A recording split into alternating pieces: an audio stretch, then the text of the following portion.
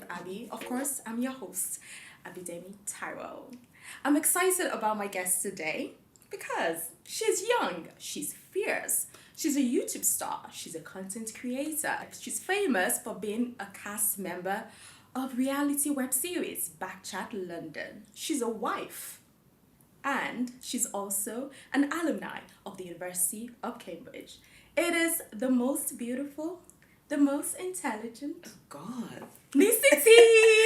Oh girl, I feel like my head is like out here. Is my husband even gonna be able to like carry me home? Because wow, what an introduction. Thank you so much. That was amazing. I appreciate that. Thank you. No worries. You know, one of the things that we love to do here on the Captured Abbey, we love to celebrate people. Yeah. And, you know, we love to give people their flowers. I appreciate that. Yeah. You know, and I get this a lot from guests when I don't know. I think this is just one of my many talents. Yes. Where I'm like, I just keep writing and I'm like, yeah, this is my intro. I love it. I need to carry you everywhere. I just need to be like, I don't introduce myself anymore. I'm just going to let Abby do it because she does it better than me. No, I appreciate it. Thank you so much. That was a lovely introduction. So welcome to Dublin, Nissy. Welcome back to Dublin. Yes. Welcome back to Dublin. Yeah. So Nissy, the last time we saw you was in 2019, prior to COVID. The pandemic. Yeah. And since then, you've got engaged. Yes. You've got married. Yeah. Tell us a bit more. What's the life update? Oh God. Probably the next time I'll see you, you'll have listened. A little small person. Oh God, maybe. I feel like so much has happened because obviously it felt like the world went through a pause and then it was like everything just like happening again. But yeah, since then I got married. So I got married during lockdown in 2020. Wow. So it was a very small, intimate wedding, but it was perfect. It was exactly how it needed to be. What else happened during that period? I was really, to be honest with you, because the world was on pause, I was really just enjoying married life for a period. I kind of took a bit of a pause on YouTube for a bit because I also was doing obviously YouTube. Took a bit of a break from that and focused more on like the business side of myself and my brand. So I also and started, to be honest, during the pandemic, a social media marketing and branding agency. Yeah, thank you. Called NT Media. So just helping people with their branding, helping with their social media, managing their social media, doing all the stuff that a lot of people don't want to do because social media can be I need to hire you. Listen, let me know, sis, because myself and my team are amazing. If I should say so myself, we're great at what we do. Oh, great. But feel free, you know, I know that social media can sometimes be very difficult for a lot of people. But what I learned was that during the pandemic, everyone was like, oh my gosh, I need to build my brand. I need to start my business because now the world was on pause and some people were on furlough. So in the UK, like, you know, I don't know if it's the same here, but people were not getting paid as much. And they were like, oh my gosh, I need to build my brand. So people came to me and I thought, I could turn this into a business. So I was focused on that mainly, and then also my women's personal development platform that we normally had events, but then we moved it online. So that was me during the pandemic. I was mainly focused on online stuff. Yeah. Great. Yeah. Thanks so much for sharing that. But before we get into that, we're going to talk more about all of that. Okay. It was your birthday. Yes. You turned 27. I was like, oh my goodness. I didn't realize she's that young. Yes. And that was at the intro. I'm like, she's young. She's fierce. Still a baby girl. Yeah. Okay, Nissy. So, I was doing a little nose around your Instagram. Oh, God. And I saw that, where it all started. And you can correct me if I'm wrong. So, there was this competition in 2011. Yes. Jack Petchy. Jack Petchy Awards, And I saw how bold you were. You know, when you were speaking. And I was like, oh my goodness. Obviously, you were much younger. Yeah. So, tell us much more about that. Oh my gosh, that is it feels like such a lifetime ago. But yeah, that's where everything really, really started for me. I always loved to talk to people. I was always that person that would bounce around with different friends, loved having conversations, but that I think would be the first time that I took it seriously. I always loved to debate as well, which was then what came up obviously with Backchat. But I always loved debating, and there was this opportunity in school for this competition, the Jack Petchy, I think it was Jack Petchy Speak Out Challenge or something like that. And so it was a challenge where they would kind of come in, kind of help you to enhance your speaking skills, really help to sharpen you. And then you'll go up against basically like the nation, so against people across the UK. And I did it. I came third, which was pretty good, I guess, from across the UK. But that is where I really realized, like, oh my gosh, I actually like this. I actually enjoy this. But yeah, that's what it was. We got to choose a topic that we wanted to talk about, and to share something that we were passionate about at the time, which at the time it was one of my cousins basically had committed suicide. Yeah, so had committed suicide, and it was very shocking, you know, to myself, to our family and stuff. And I just remember just kind of thinking like why, you know, what would lead to, because let me be honest, you hear about these things happening, but you don't expect it to happen to like a close cousin or whatever. And that was only a couple of years after we'd always gone to like, I think they were in either France or Belgium, but always gone to visit them and all that kind of stuff. So I was like, oh, but they seem so happy, and they seem like what was going on there. And I wanted to use it as an opportunity to be able to share more about it and to raise awareness, you know, in terms of just suicide and all that kind of stuff, and hopefully encourage people to kind of speak out, you know, as the challenge goes. Absolutely. Wow, that's quite profound. Yeah. I mean, I didn't have any plans of talking about this, but now that you've said this, I think it's interesting because mental health is something, even in 2022, it's still a topic. There's a lot of stigma around it, especially within the African communities. Absolutely. We just think these things would never happen, but it does. And it's just the reality. So yeah, as I was saying earlier, I saw you, how you were so bold, and I could see the passion, and I was like, oh my goodness, of course, that's where that came from that Nissy to this Nissy now. So would you say that public speaking has opened the doors for you? I would say it's a mixture, to be honest with you, because again, I think at that point in 2011, I didn't really know where it was going to take me. I just kind of saw it as an opportunity, saw this challenge come up, and I thought, oh yeah, I like, you know, speaking to people anyway, why not? And I think that's probably the biggest thing with me. I've always been that person that's kind of like, oh, why not? So for example, even you mentioned at the beginning that I studied at Cambridge. Cambridge wasn't like the dream university that I wanted to go to. It wasn't like my dream and my aspirations, I must be at Cambridge. That was never the case. It was literally because I did very well in school. I was always quite academic because of my dad. My dad was like military, like he was like education, and I'm the firstborn, so there was no space for you know acting. No space for that. But I did very well academically, and then it just kind of happened that a teacher came to me and was like, you don't see that with your grades, you could go to Cambridge. And so I kind of was just like, oh, let me try. And that's the same with the speaking. I was like, let me try. The reason why things even, I guess, like snowballed and came, I guess, the brand that it is today. Because even with Backchat, let me try. My friend reached out and was like, hey, I have this idea for a show. It's a debate between like men and women. Would you be down? And I said, no problem. Let me do it. And I think that is what has really allowed me to get to where I am today. Not being afraid to just try stuff. And if it doesn't work out, it doesn't work out. And if it does, great, fantastic. At least I tried. Yeah. Oh, wow. So what I'm hearing you say, this is basically like you say yes to everything, to all the opportunities, and just look, it always leads you to the right place. Yeah. So amazing. I'll definitely say maybe not all the opportunities. I'll definitely say there are a lot of stuff that I've said no to. Yeah. Especially now as I get older. I'm very big on knowing what is for me and not for me, knowing what aligns with my brand and doesn't align with my brand.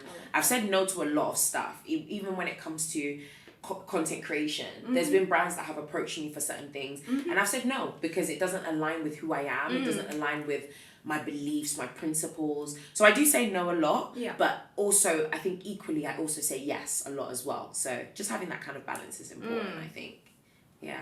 Great stuff. So the first thing I saw on your Instagram page was helping women reclaim their power. Yes. Can I say that? Is that your slogan? Yeah, I definitely would say that. Yeah. Tell me more about that. Yeah. Okay, so it came off of the back of me going to events because obviously as my like YouTube channel started to grow, my brand started to grow, I was invited to come and speak at a lot of women's conferences and events. And I would go and all the women would be amazing and they will come to me, you know, maybe one-to-one. We'll be having conversations and they'll be like, oh, you know, I have dreams to do this and this and I want to do this. And I'll be like, oh, amazing. Like, go on. So what's next? What are you going to do? And then they'll be like, oh, you know, I'm not too sure. I just don't know if I have what it takes. Or there'll always be the question of, I just don't know if I'm good enough. Or, but how do I actually know it's going to work? All of these, what I consider to be excuses that I saw that predominantly women were making. Whereas when I would have conversations with men wouldn't have that. Even if they were half qualified, half as qualified, even if they didn't have as much skill, they weren't as, I guess, like focused in that industry, they'll still go for it. And they wouldn't really, well, at least they didn't show it to me, that they had that level of doubt. Whereas women were very much kind of like, oh, I'm not good enough. I don't know if I can do it. I'm not too sure. So off of the back of that, I kind of started thinking, you know, there's a problem here. And I feel like I want to produce the solution for it. Because I always say that oftentimes our purpose is connected to things that either make us angry or things that make us very, very happy. And that made me angry because I was like, there's all these women who clearly have all of these incredible ideas. Why is it that you're allowing your own self-doubt to stop you from living in the fullness of who God has called you to be? It didn't make any sense to me. So having said that, I then started to think about what can I do, and that's when the power class came out. Because so I'm a person of faith, so I'm a Christian, and there was a scripture that I read that was that basically said that I'm sure people know it all the time. For I've not given you the spirit of fear, but of peace, power, and a sound mind. I don't know what version it was that I read with the word power, but that word stood out to me, and I was like, this is it. We have been given power by default. That's what we've been given. It's our birthright to walk in confidence and you know, knowing who we are and to walk in boldness. That is our birthright. And I don't know what happened, but along the way, us women, it's like we forgot. So it's like we walk into spaces and instead of remembering that you've been called, you're here for a reason. You've been called on this earth with a purpose and a reason, and you have the right to take up space. You have the right to speak. You have the right to deliver to the world. It's like we forgot about that. So that's when I took that word and I called it the power class, and that's where we started having events. We started having the power class masterclasses. Now I've got the power class program, which is a 12-week program that I do like intense training with women, where we focus on personal development, business and finance, social media marketing and branding, so to help women all round. And then that's where the slogan came from, like helping women reclaim their power. And I use that word reclaim very specifically as well, because you can only reclaim something you always had. You can't reclaim something new. You always had it. So my job is to just help women to find that again and to just bring that out of them again and to say, listen, I'm not bringing you anything you didn't have. I'm not your solution. You are your own solution. You have it already inside of you. I'm just helping to bring it out of you. So that's where, that's where it all came from. Yeah. Very, very intentional words. Yes, Reclaim absolutely. Power. Yes. It's something that you already have within you. Always. You have the dominion within you. You just need to bring it out. Absolutely. Love that. Yeah. Love that. Yeah. Incredible. Which brings me to my next question. Yeah. That I don't know.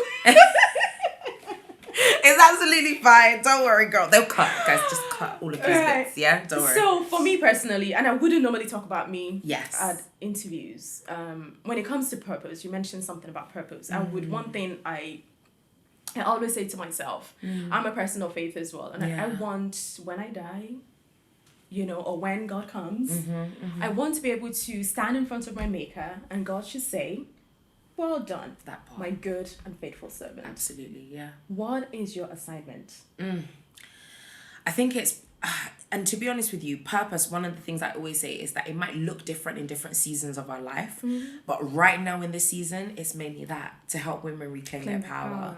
And to just show women who God intended for us to be. I just don't get it. I feel like, especially as women of faith, especially as Christians, I just don't understand how we can claim to know this God of the universe, the God that holds the stars and the moon in its place, and then be small and lack confidence. We should be the most confident people on the planet, because it's like, even though I don't know how this is going to work out, even though I don't know how I'm going to get there, I have God on my side. So I know I'm going to be successful because he promised me abundance. He promised me greatness. He literally said he knew me. He knitted me in my mother's womb. Why would a good God knit me in my mother's womb just for me to be a failure? Does that make any sense to you? So it's like when I put the logic behind it as well as obviously the faith aspect, I'm just like, why do we not recognize this? Why do we not know this? So for me right now, my assignment is really to just remind women of who we've always been, who God intended for us to be, and to help us, help women reclaim their power. That's the assignment for me. Great. Yeah. Love it, Nissy. So you're here. We're not going to forget the reason why you're here in Dublin, Ireland. You're here for Sammy's Comfort Zone. Yes. Event, women empowerment event, which is this evening tonight. We're heading there right after this interview. So what should we be looking forward to tonight? Because I remember in 2019, I remember you were telling us to actually, we were saying some affirmations. Yes. So what should we be expecting tonight? Yeah. Oh my gosh. So much. I'm not going to give away what she actually has like planned for the show, but I would say maybe from myself, just another opportunity for us to really rethink how not only are we going to end the year, but how we're going to start the next year as well. I am very, very big on not allowing people to sit in their excuses. So I will be that person this evening that will be asking some difficult questions and asking us to really think, because I think some people are just like, oh, I'm going to come, I'm going to look cute, dress up, because it's a gala, we're going to have dinner, and I'm just going to look cute and take some pictures for Instagram, for the gram. But I literally said, I was like, guys, come tonight so that we can really realign ourselves with what it is that we're supposed to be doing. So that's what I would say from me. Just I would say for people to expect a moment of really thinking introspectively, a moment where we can really make sure that we're on the right path, especially as we head towards the end of the year and into the new year as well. So that's very important. And I'll come back to a question about the new year later of course. So I'm gonna go to confidence. We're talking about confidence with women. One thing I have personally seen as well is that a lot of us women, we do lack the confidence, even with the social media, cute social media, high followership on across social media, with the cute LV bags, nice hair, I don't know. We still have this women that are struggling. Why do you think that is? Do you think, or shall I say, actually I'll reframe that question, do you think social media also plays a huge part in this? Absolutely. 100%. I think because social media promotes comparison, right? Social media is everyone, as people say, their highlight reel. I'm showing you this lovely bag that I bought, but I didn't show you the hours and hours of work that I had to do in order to get it. I'm showing you that I'm on a yacht in Dubai. Shaking my ass. Sorry. Excuse me for all the Christians start saying she's a heathen. Sorry, guys. But me too, I want to shake my ass on a yacht. But with my husband. Just saying. I'm a soft life babe. Me. Absolutely. But they see all of these things, right? But not knowing that there was someone maybe that was staying up until 2 a.m. for 2 weeks straight, finishing off projects and work. And that's the thing that I think has allowed social media to get to what it is. So absolutely, people, people's confidence is knocked because they're comparing. And not even just that, but they're comparing someone's 5 years to their own, I've just started my business, for example. You started business 2 weeks ago and you're comparing somebody that's been doing business for 5-10 years and that has, managed to figure it out. But because of social media, it's made everything seem fast and quick and, instant easy. gratification. Exactly. So social media has definitely made, being confident very, very difficult, even down to things like body image. I'm somebody that has just been totally transparent. I've shared this a lot on my YouTube channel. I've struggled with my weight a lot. It's something that has really been difficult for me. I've fluctuated in weight. When I came in 2019, your girl was a bit smaller. Then the pandemic happened. Happened to a lot of us when we're trying to shift that pandemic weight.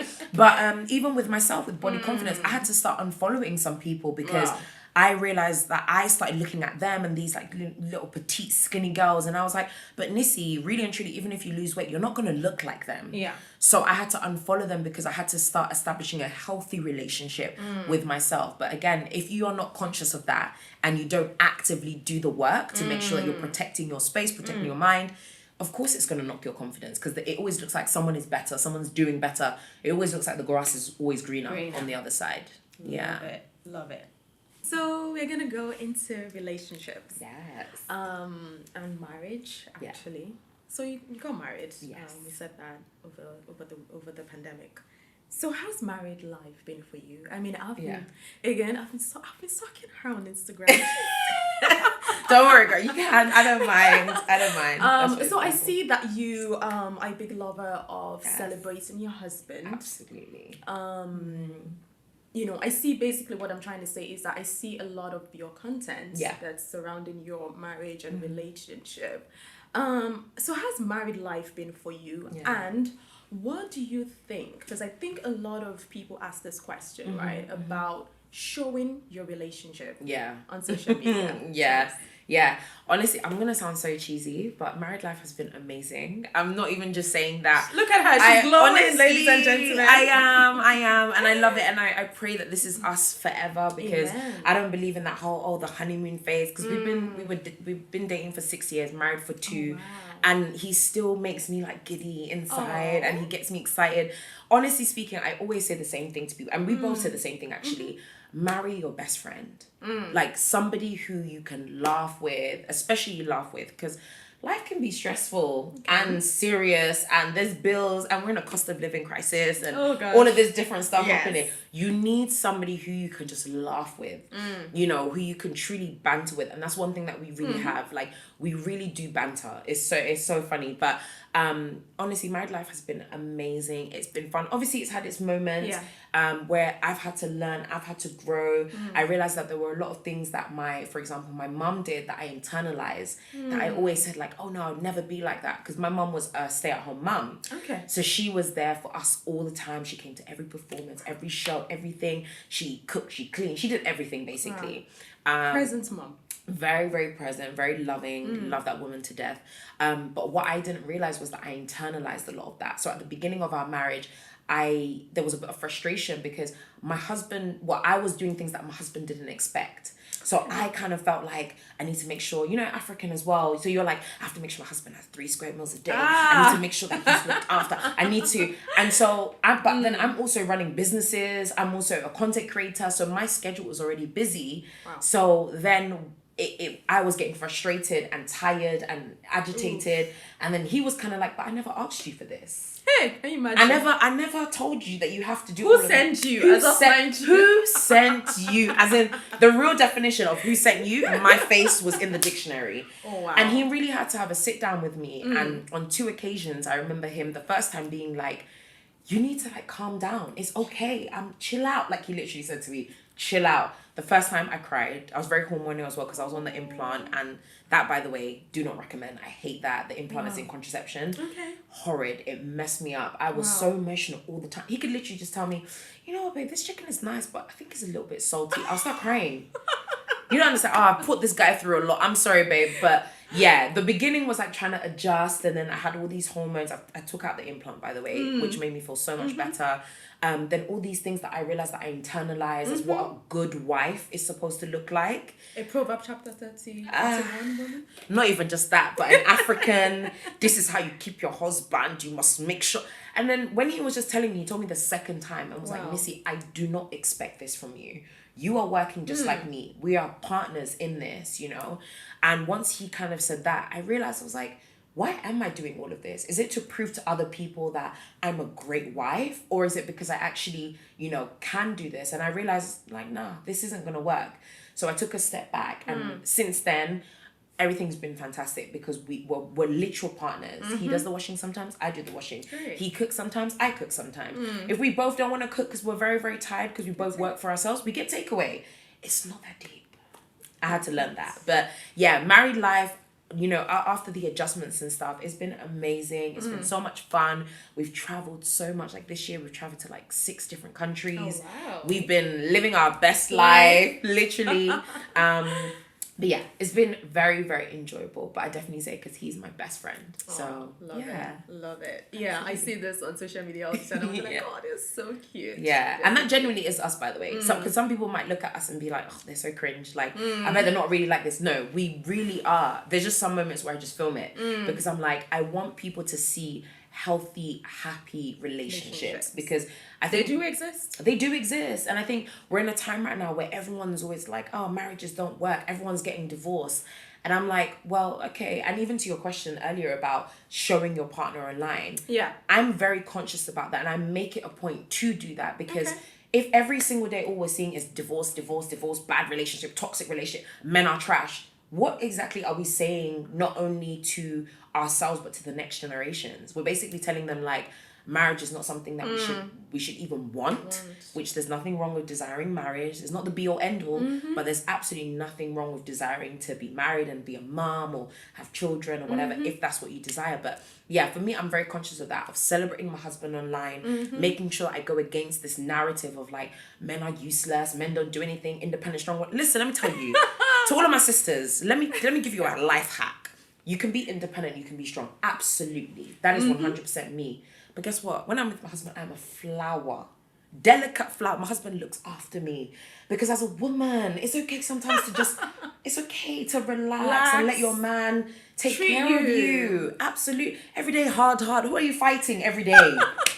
Oh, it makes me tired. Seeing all these girls fighting online, I'm like, it's okay. Every day hard. Every day hard. Who wants to live like that though? Like every day hard. No, we want to be soft and we want to, relax and enjoy our lives and feel like we don't always have to take on the responsibility. That's a whole nother conversation because I think part of it is also women feeling like they've had to for a long time. Because sometimes men as well, they don't do what they're supposed to do. That's right. But that's another conversation for another day. But yeah, for me, I love it and I enjoy it. I love it that you love it. Yeah. And that you embrace it. Yes. So absolutely. that's great. You know what? Now that you said that, I watched a clip on Instagram a couple of days ago and I saw Michelle Obama. Yes, the wonderful Michelle Obama. Amazing. She said something about her marriage. She said there was a time in her marriage at some point, and I think she's been married herself and Barack has been married for like 30 years. Yeah. If I'm correct. Yeah. Correct me if I'm wrong.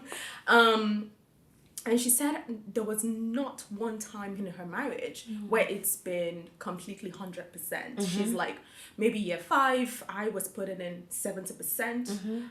Year 10, he was putting in, 80%. Like, it's just not always going to be balanced. Yeah. She said she had an idea of how she wanted her family to look like. And she said, I had to, she said she didn't exactly put a pause or break on her career, but she said she had to slow down. Yeah. So what do you think about not work-life balance, but for women, that family career balance? Yeah, I don't believe it exists. Like, honestly, I know that people will probably be like, what? That doesn't make sense to me. I don't believe in this word balance at all. Okay. Because realistically speaking, there will always be something that is strained. Yeah. Always. That's just life, right? There will be seasons in your life and, where maybe you're career driven. Like right now, I don't have kids. So I'm very career focused. But I also acknowledge, and that's why even now I'm setting up things in a way so that I can give my children that time and that space, because I don't also want to not be a present mom. I don't want to bring children into the world and then to make them feel like, oh, my mom doesn't really love me or she's not really there. So I know that I'm going to have to, maybe to some degree, maybe slow down a little bit. But at the same time, my husband is amazing and super supportive. Listen, this guy, he always jokes around, right? But I know that he's not joking. Yeah. He always says, I'm going to be a house dad. He says it. And I'm like, no problem, babe. I would much rather be, because I love my career. I love what I do. So even if it was like, he's more of the house dad and I'm more of the career driven person, I know it, why not? Like, it might not be the traditional family, but if it works for us, it works for us. So I know that different seasons are going to require even us as a unit to do things differently. Maybe there's going to be some times where I'm going to have to slow down a little bit and he's going to pick up the pace or vice versa. But I don't. I've accepted it. It's like this whole people trying to find the balance, and I'm sorry, but it doesn't exist. There's always going to be something that requires more of your attention and more of your time, especially if you're trying to do something at a level of excellence. If you're trying to do something really, really well, it's just like, for example, with yourself, I'm so sure, right? You could be spending this time right now with your friends. It's a Saturday night. You could be with your friends, living your life, but you've dedicated this time to your career and to what you're building, your brand. There's sacrifice. It just is what it is, you know? Of course, you will have moments where you do go out and you do other things, but maybe right now it might be, right now I need to focus on my career and I need to grind and I need to do whatever. So yeah, with regards to what Michelle said, I think it also depends as well. I think the most important part here is it depends on the person that you are with. Because like I said, I've kind of got the space where my husband is very much kind of like, he loves kids, like he's amazing with kids. If I could have got pregnant like the moment we left the church, he would have been happy. I was the one that was like, nah babe, let's have a bit of time. I want to, you know, and now he's happy that we did, because we've gotten to travel, we've gotten to do all the things that we want to do. But he is different as well, because I know that though I'm saying that I may have to slow down, I don't really feel like I will. But that's just me.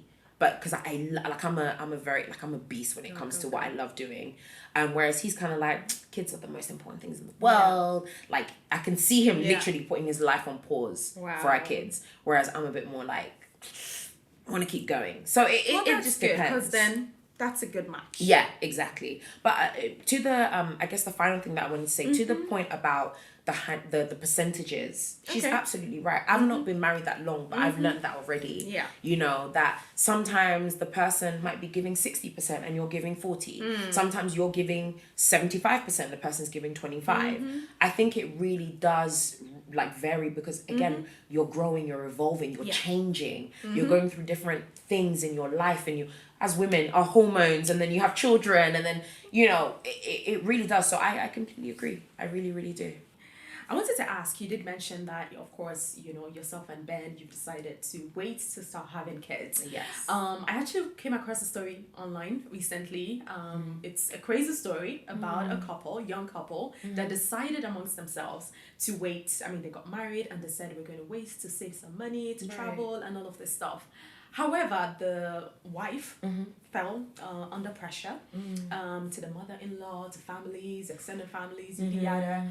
And she connived with her mother-in-law, and her mother, she took out her contraceptions, and she fell pregnant. Oh, wow. And at the end, her husband was not pleased with her. And of course, and when a baby comes into life, it's meant to bring joy and happiness and unity. But the husband was not pleased with her, because he felt, oh, I can't trust her. He ended up finding out how, you know, they planned the whole thing. So what do you think about pressure? I mean, there's a pressure to get married, okay? Yeah. Then there's pressure to have kids. And then even when you drop one, there's another pressure. When are you having the next one? Yes. There's a pressure to buy property. There's pressures all around us. Yeah. How do you manage that in your personal life? That's such a good question. One of the things that I always say to people, especially the ladies that I work with on our program, is I always say that there will always be pressure. So be prepared for it. I think the issue that a lot of us have, especially as women, is that we don't prepare ourselves in advance for these moments. So I knew the moment that I got married, and the fact that we decided to wait a little bit, there were going to be some of those aunties, which we love them, but there were going to be some of those aunties that would be like, you guys are taking too long. When are the kids going to come? What's going on? Blah, blah, blah. I knew that was going to happen, and I prepared myself mentally already for it, because I was like, it's, you know, especially with our culture as Africans, you know, with them, it's kind of like you get married. There's like a way they do things. You do your education, you leave, you get, then get married, you have children, you buy your house, yada, yada, yada. So I kind of knew where they're going to come. But I think one of the things that really helped me to work through that pressure is having a partner where you guys are on the same page. And I think that's really sad to hear about the story that you just said, because this is your relationship in your marriage is not for other people. You guys got married to establish your own family and to come together as a unit. So the fact that you guys, you know, you allowed the pressure to kind of get so bad that you would go against the one person on the planet that you should be standing with in agreement. I just don't understand that. So for example, with my husband is very, very particular with boundaries. So I think that's another thing as well. My husband made sure, even at the beginning of our marriage, even before we got married, he was very, very big on boundaries. So I remember, for example, when I first started dating him, there'll be like some aunties and cousins and stuff who'd be like, oh my gosh, let me get your number so we could talk. Right. And he was like, no. He straight said no. And I was kind of like, why? And in my mind, I was kind of like, okay, this is a bit of a red flag. Like, what's going on? Is it because you're trying to control me? Is it because... So I started getting all of these questions. But he sat me down and he was like, it's nothing to do with that. It's the fact that I don't want my family to get too comfortable and to feel like they can say anything to you or do anything to you, because that's how relationships are easily broken. And when he said that to me, I got it. And it was one of the best decisions he ever made. Your husband's a wise man. A very, very wise That's all I man. can And that's say. why I love him, because he's so wise. But he was very particular. And so even till now, as we are married, his family are very conscious of those boundaries, and he's very protective. Like, he's very kind of like, if my wife is not happy with something, it's not going to happen.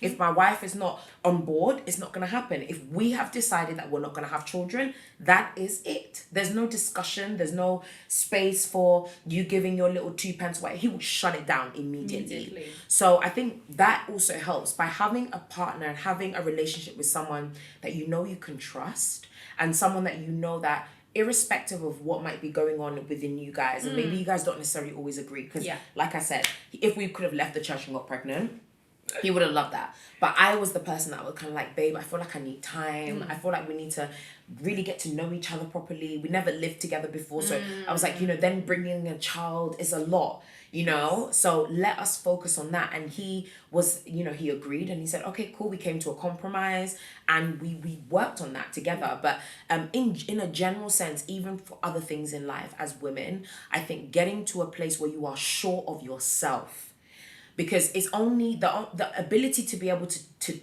I guess change your mind or make you do something you don't want to do is probably based on the fact that you are not certain of yourself and your own decisions and why you're doing something. So I would definitely say, especially to the young women who might be watching this, really get to know you before you even enter into a relationship, before you even try to dive into marriage or anything like that. Take out the time to know you. What do you want? How do you see your life going? Because then when you've started to make those, I guess, like boundaries, and you started to establish what it is that you desire, it becomes very difficult for someone else to tell you how your life should be. Well, you've just been dropping it. All the words of wisdom. It's like bam, bam, bam, bam, bam, bam. Gosh. Love it. Thank you. So last but not least, I'm going to ask this, there's a lot of young ladies that follow you, girls in their 20s, even teenagers. Yeah. So what sort of advice would you have for them when it comes to, I don't want to use the word pressure again, but just life in general, when to, you went to University of Cambridge, getting into uni. Yeah. Believe it or not, there's pressure about what uni you go Absolutely. to. When you come out, agree. the kind of jobs to go for. Yeah. And then relationships comes in. And then just so many things. And then, of course, obtaining a property as well. There's just so many things. Even now with, young people buying stocks. There's just a whole lot out there. And of course, social media. What sort of advice would you give to this young women? Yeah, oh God, I wish we had like an hour for me to sit and talk about this, because it's something that I really, really, I would say even get upset about, because I know that social media has made it seem like you have to have your life together by a certain age. You have to be doing certain things by a certain age. Like, I'm 21 and I'm a billionaire already. But one of the things that even I had to learn, because even don't get it twisted, like nobody is immune to, whether it be seeing somebody else's journey and process and kind of questioning and being like, am I on the right path? Why haven't I achieved? If this person, this is my age mate, it's always, this is my age mate. How have they managed to do? One of the things that I really, really had to learn is, and I know it's going to sound so cliche, but that this life really is a marathon and not a race. You are not competing against anybody but yourself. And I think that's the thing that people forget. It's like social media, again, has put us in this place of obsessing over other people's timelines, stories. I need to be married by the time I'm 25. I need to have babies when I'm 26. I need to make sure that I've attained a property by the time I'm this age and that age. And I think one of the things that we need to remember, especially as young women, is that your life is not going to look like anybody else's life. Because guess what? It is yours. Abby, you're going to live a completely different life to me, Nissy, because we are two different individuals, and that is okay. So there are some people who we learn about, for example, the Jay-Z's of the world. I think Jay-Z didn't start rapping or whatever his career until he's like 30s or something like that, if I'm remembering correctly, or like maybe late 20s and then into his 30s. When we, read about all these different stories of different people, we need to remember that there are some people who started things a bit later in life, and that is okay. Just because you are 25 and maybe you're not married and don't have kids does not make you a failure. You know, what I think is important is then reframing your mind to focus on what is important. What is important is, right now in this current moment, am I doing the best that I can do? Yeah. Right now in this current moment, am I happy? And if I'm not happy, that is okay. What can I do to change it? So one of the things that I always say to people as well is that I'm also not the person, however, that will say, oh, don't worry, you've got plenty of time and do not worry about it. You just need to relax. You're a kid. I don't say that as well, because the reality of life is that tomorrow is not promised. Some people, unfortunately, only make it to 30. And in that time, I always ask the question of, what would you like to leave behind? But at the same time, do not allow it to so consume you that it paralyzes you. That you're too busy being anxious and worried and, you know, building up all of this frustration because I'm not there yet. That's not going to help you. Yeah. You know, it's kind of like the conversation around energy and what people say, you know, what you feed grows. So if you're constantly worrying about, oh my gosh, I'm this age and I haven't been able to achieve, guess what? That's going to grow. The only thing that's going to happen is you're going to get more anxious, more worried, more stressed, more upset, more disappointed. And that's going to stop you from actually doing the things that you want to do. But rather, I think the viewpoint that people, and especially young women, should have is, okay, my life is not going to look like anybody else's. I'm going on my own time, but how can I make sure that I'm making the most of the opportunities that I have in front of me and the time that I do have right now, which is today? How can I make the most of it? As long as you are doing that, everything else will happen. You just have to give it time and give it a process. But I know that it sounds, I guess it's not the most practical advice, in the sense that it's not giving you like step by step, like here's what you do. But I don't think there's anything that you can really say to somebody, because that's a mindset thing. That's a heart thing. I'm looking at someone online, it's making me jealous because they're 25 and they're already a millionaire thing. That's, again, a reflection of how you view yourself and how you think about yourself. Because if you're secure within yourself, you will say, do you know what? I'm proud of that person. They're 25. They managed to do it. I think one of the things that came up earlier was a conversation that someone mentioned, basically saying how they had a friend who posted up and was like, oh, I'm so proud. They started a business at 25. Yeah. The issue isn't that they've posted that up. That shouldn't be a problem. Yeah. I should be able to post that I'm 27 now, but I'm 30 and I've been on the 30 under 30 list on Forbes. Yeah. Why not? Those are my achievements. And if I'm proud of that, I absolutely can say what I want to say about it. That's right. It's how people respond to that. That is the question for me. I would then say, why does it bother you that somebody is saying that they're 25 and they've managed to achieve something? It doesn't make you any less than. Because the only reason that I would say that you're bothered is because you think that, oh, but then that means that I should have achieved. Nobody said that. They're just celebrating their success. Don't worry, you'll celebrate yours own in your own time. So that's what I would personally say, you know. I think people continue to celebrate what you do. I think for me it's inspiring, it's motivating. Exactly. When I'm seeing people that are like, you know, I'm not even 30 yet and I've bought myself a mansion, I'm like, sis, yes, me too. If that means, if they can do it, that means I can do it. I need to reframe how I think about this and how I look at this. But yeah, definitely do not look at it as a race. It's a marathon. Take your time. Do things in your own process, but just make sure that you make the most of the day that you have, because tomorrow is not promised. Amen. Yeah. Amen. Took it to church a little bit right there. You know, had to end it with, you know, with church a little bit. But, you know. Very much needed. Yeah. Thank you so much, Nissy. Thank Oh my you. goodness.